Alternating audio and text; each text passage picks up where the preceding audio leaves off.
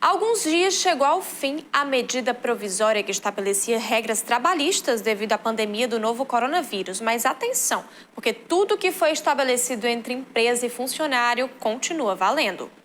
Entre as normas da medida provisória estavam, por exemplo, o banco de horas, o trabalho em home office, e isso sem a necessidade de alteração do contrato de trabalho. A medida também veio para validar a antecipação de férias e de feriados. Acordos entre patrões e empregados também tiveram sua vez, desde que não descumprisse a Constituição. Com o fim dessa medida, será que tudo isso muda ou não?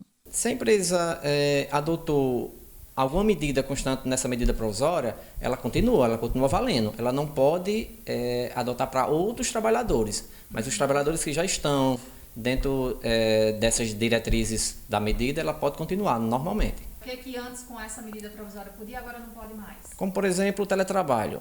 O teletrabalho, a empresa poderia impor ao funcionário ele ir para casa e trabalhar, fazer o seu trabalho, o que ele fazia na empresa, ele fazia em casa.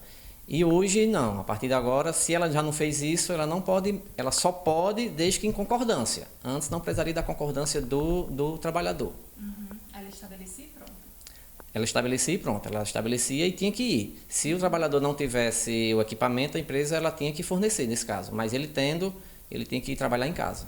Este advogado da área do trabalho ainda lembra de mais 2 pontos onde as empresas precisam ficar atentas. Em relação às férias, o empregador, se dentro dessa medida, o trabalhador não é mais obrigado ao trabalhador ter o período aquisitivo, no caso ter 1 ano.